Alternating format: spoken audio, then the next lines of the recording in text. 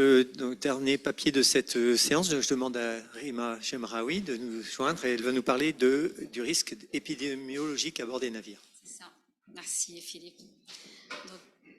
Bonjour à tous. Donc moi je suis Rima Gemraoui, responsable du département sécurité, éco-conception et équipage. Donc j'ai beaucoup travaillé avec Gaël sur l'éco-conception. Mais aujourd'hui je vais vous parler de risques épidémiques. Il faut que je monte le micro. Donc c'est un travail qu'on mène au Naval Group depuis 2-3 ans à peu près. C'est un travail qui a rassemblé 7 personnes dans le département et qui a rassemblé les 3 services qu'on a aujourd'hui dans le département. Donc très rapidement le sommaire, je vais présenter le contexte, la démarche qu'on a suivie, qu'on a mis en place et qu'on essaye de suivre, un petit cas d'étude et puis les conclusions de cette présentation.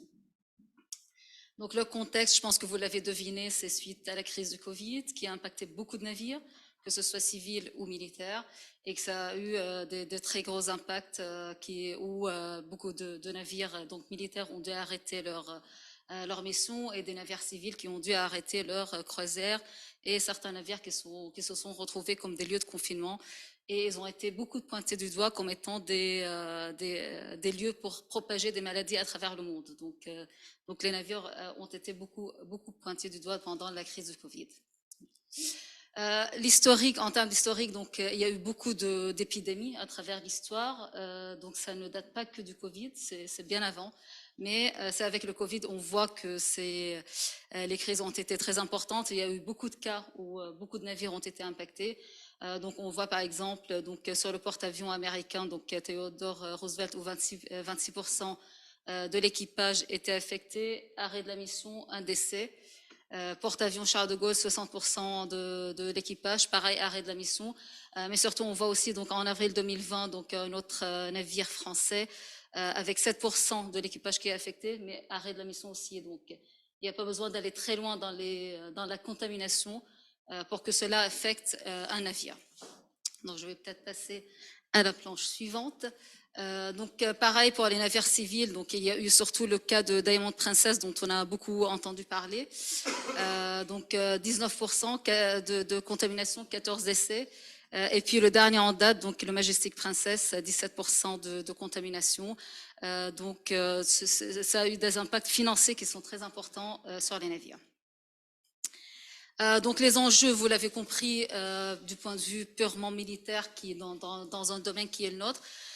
Donc c'est un impact conséquent sur la garantie de l'efficacité opérationnelle et donc la poursuite de la mission. Donc il n'y a pas pire que d'arrêter une mission en plein milieu. Et puis donc aujourd'hui, une épidémie, c'est considéré comme une agression par mode commun de l'équipage. Donc une fois qu'il y a une épidémie à bord, on sait que ça peut avoir des conséquences assez importantes. Et donc tout l'objet, c'est aujourd'hui de tirer les conclusions de ce qu'on a vécu dans le Covid et essayer de ne pas reproduire ce même schéma. Donc les objectifs Naval Group, donc c'est disposer d'un navire à forte résilience biologique pour maîtriser l'impact d'une éventuelle menace épidémique. Ça veut dire en cas par exemple, d'attaque asymétrique, c'est qu'on soit prémuni face à une attaque de ce type. Prévenir au plus tôt la présence des pathogènes, essayer de ralentir les impacts et potentiellement décider d'un plan de réorganisation, donc se mettre en mode dégradé et non pas arrêter la mission. Donc c'est vraiment notre objectif. Et puis monter en compétences parce que c'est des questions qui sont totalement nouvelles chez nous, donc il faut qu'on apprenne à traiter ce type de sujet. Et donc on a créé un réseau de partenaires, surtout des biologistes et des épidémiologistes et des virologistes avec qui on commence à travailler. Et donc enfin, sur le plan purement business, c'est de pouvoir répondre aux besoins des programmes et des clients dans l'amélioration de la résilience biologique des navires.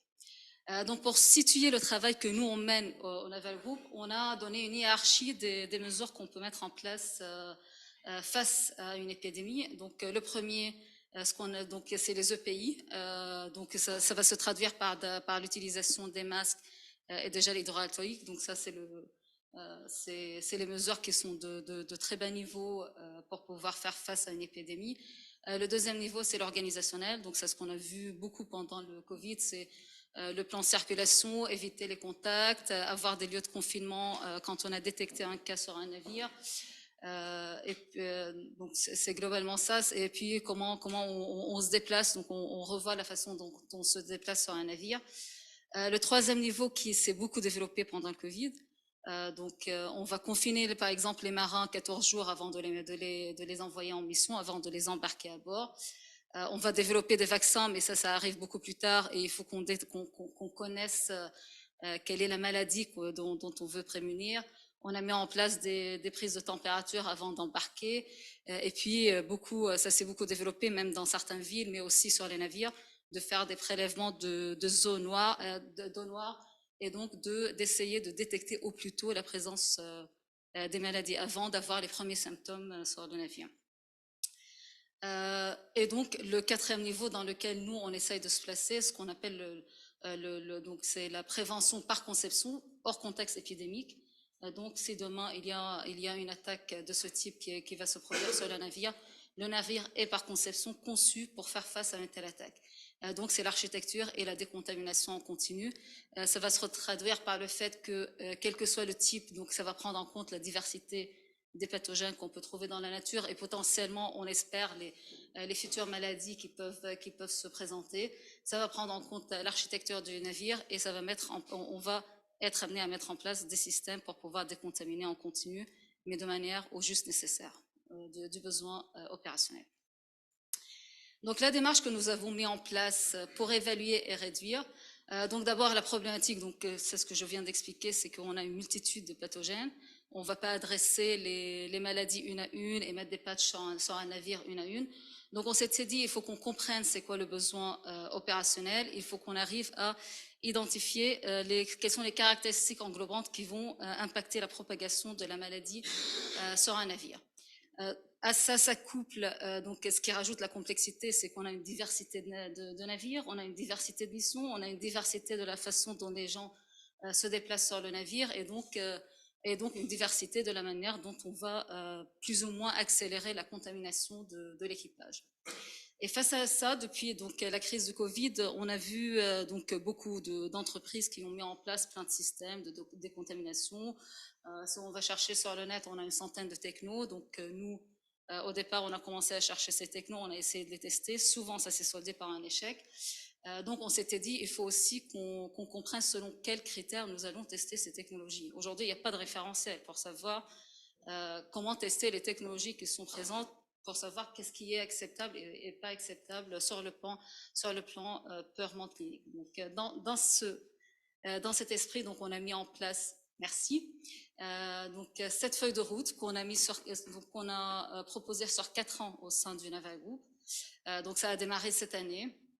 Donc la première phase consiste à comprendre c'est quoi le besoin opérationnel, qui va se traduire par le fait de comprendre quelles sont les caractéristiques des pathogènes qui font que ça se propage, et puis qu'est-ce qui fait que ça se propage sur un navire. Donc à partir de ça, on va établir une sorte de référentiel pour pouvoir pour pouvoir évaluer les solutions qu'on va trouver sur le marché, et surtout on va établir les critères qui vont être les plus dimensionnants sur la propagation des maladies sur les navires. Ça va nous permettre, donc ça va être en donnée d'entrée d'un outil qu'on va pouvoir mettre en place. Ce qu'on souhaite faire, c'est de pouvoir évaluer par simulation sur un navire quel est son niveau de biorésilience. Ça veut dire on va prendre l'architecture, on va prendre la mission, on va regarder comment les gens se déplacent et on va prendre les caractéristiques, donc des caractéristiques englobant de pathogènes, et on va regarder donc comment les maladies vont se propager sur ce navire en prenant en compte par exemple une personne qui est malade à un endroit donné. Donc en parallèle à ça, donc on peut revenir.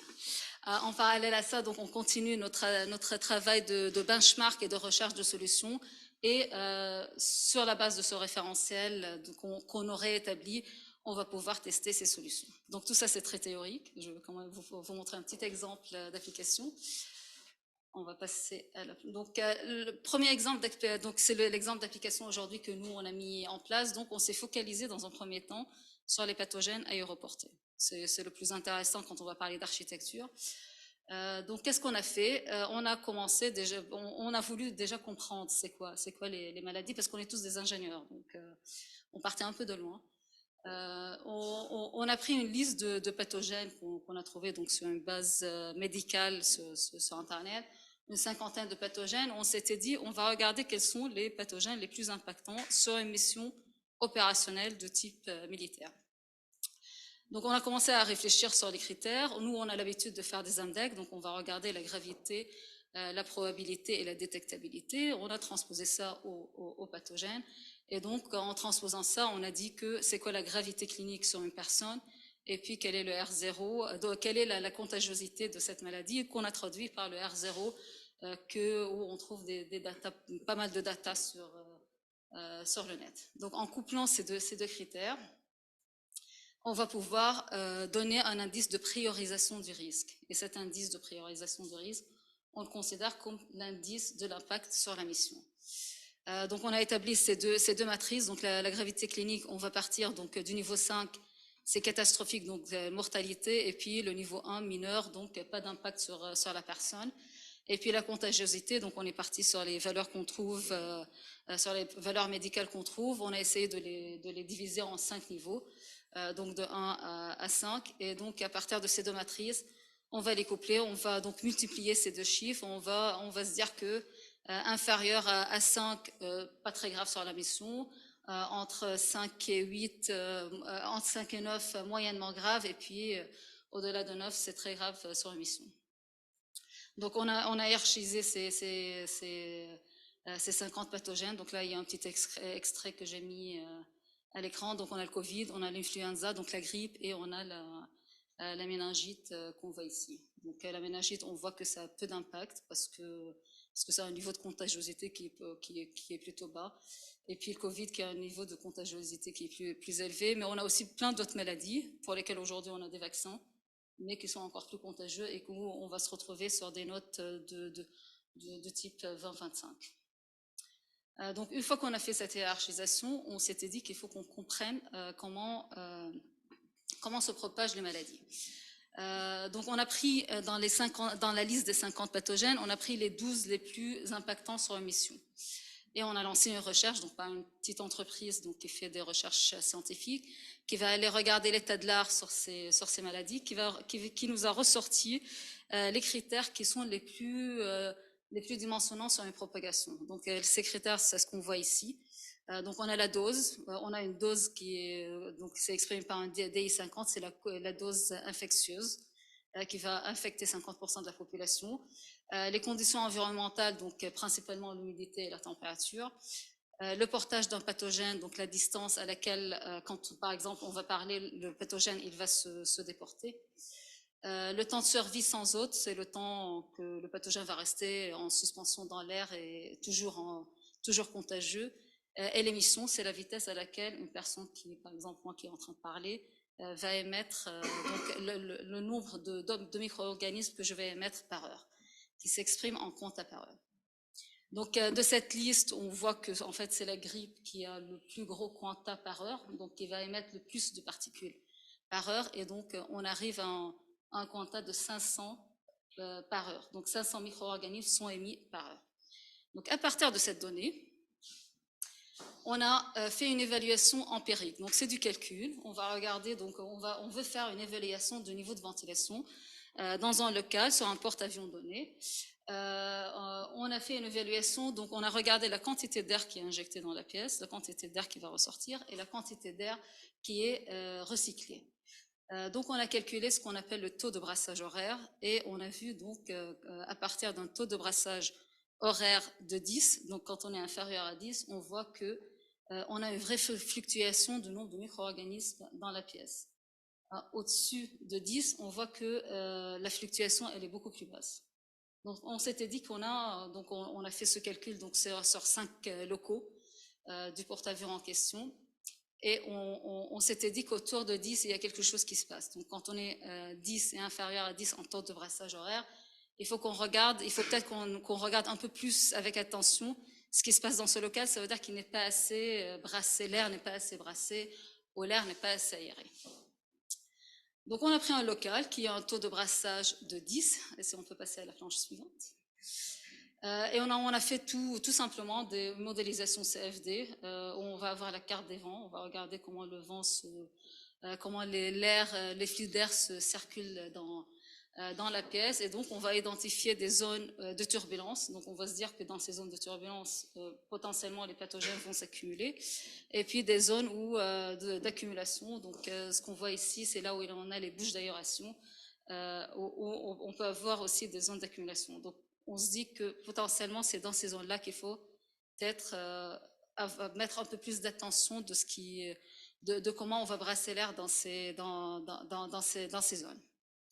Donc on a fait ce calcul CFD, donc cette modélisation CFD à 120 et 180 pour simuler une personne assise, une personne qui est debout. Si on peut revenir un peu en arrière.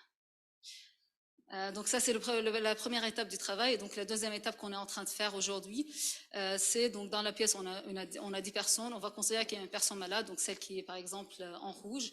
On va dire qu'une personne, quand elle va expirer 6 fois par minute, donc son volume de poumon. Donc on va simuler ce volume de poumon et on va d'air qui va être expiré. On va voir comment ça va circuler dans la pièce. Donc ça, c'est une étape qu'on est en train de faire pour voir physiquement par injection des pathogènes, on appelle ça une injection des pathogènes, voir comment ça va circuler dans la pièce.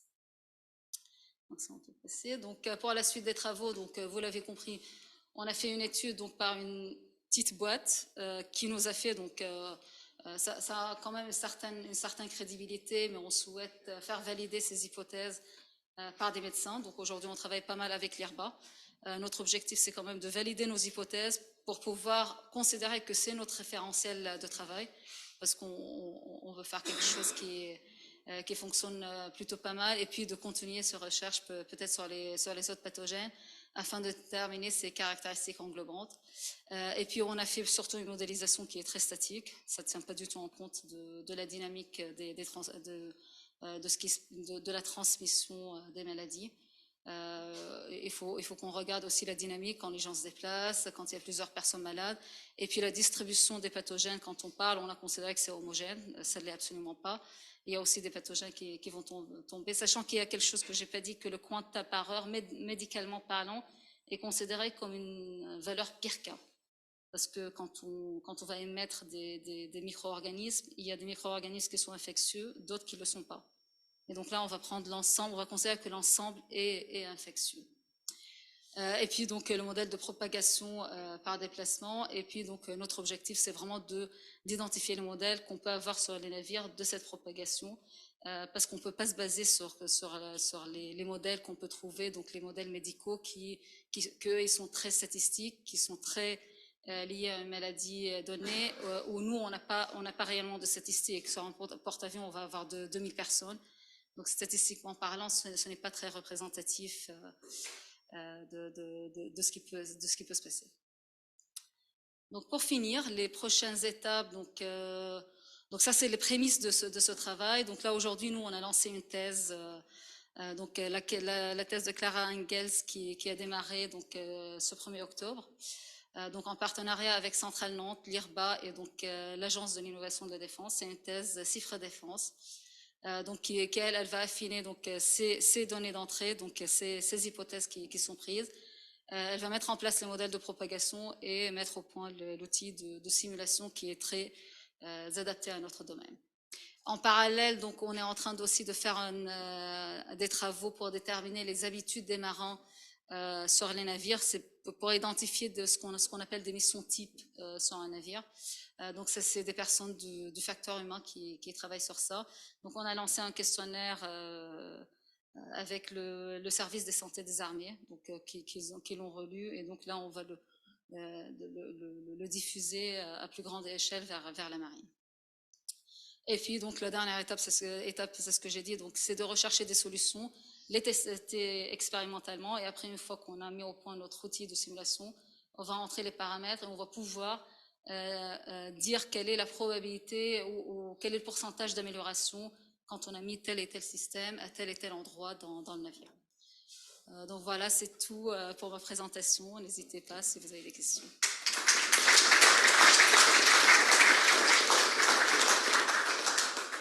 Merci Rima. Juste une remarque, hein, c'est que je crois que c'était il y a 2 ans, on avait eu un papier qui avait été présenté sur le rétexte de ce qui avait eu lieu sur Charles de Gaulle. Et à l'époque, en fait, on parlait beaucoup d'essayer de trouver on va dire des expérimentations, comment est-ce qu'on pourrait faire pour, etc. Mais il y a eu beaucoup d'actions qui ont été faites un petit peu dans le désordre.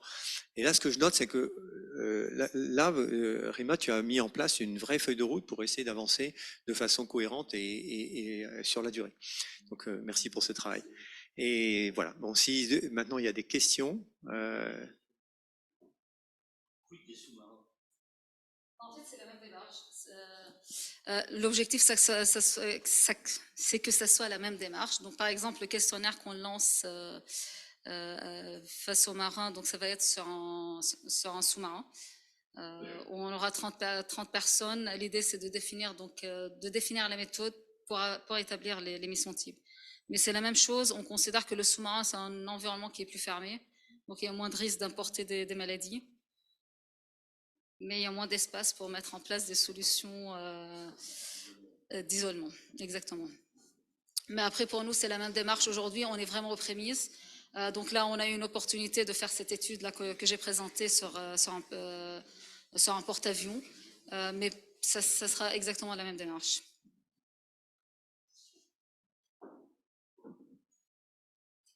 Pas d'autres questions, je vais en poser une. Vous avez parlé du SSA, mais ils font pas la même chose de leur côté, le SSA? Pas à ma connaissance. Non. Pas à ma connaissance. Moi, je les ai mis dans la boucle dès le départ de cette réflexion. Ouais. Donc, je leur ai présenté au fur et à mesure. Non, ils sont très, très intéressés d'être contributeurs de la démarche, mais pas à ma connaissance qu'ils ont mis en place le même type d'activité. En tout cas, ils n'ont pas exprimé. Et donc, Naval Group va embaucher des médecins, des biologistes. Autrefois, au CERTSEM à Toulon, il y avait des médecins et des biologistes. Est-ce que vous allez recréer ça? On considère que c'est plus un partenariat parce que en fait, l'objectif au départ, c'est vraiment d'établir les référentiels. C'est là où on a réellement besoin des médecins, de se mettre d'accord sur toutes les hypothèses qu'on prend. Mais après, on considère que ça devient plus un travail d'ingénierie, de faire de la simulation, des évaluations. C'est comme aujourd'hui ce qu'on fait sur la qualité de l'air, par exemple, en termes de quand on a du soufre qui se propage ou quand il y a par exemple un incendie qui se propage. Donc l'idée, c'est vraiment de travailler en partenariat, donc là aujourd'hui avec l'IRBA et potentiellement avec d'autres médecins pour établir ce référentiel. Donc nous, on n'envisage pas de recruter des médecins, mais au contraire d'aller chercher la compétence là où elle est.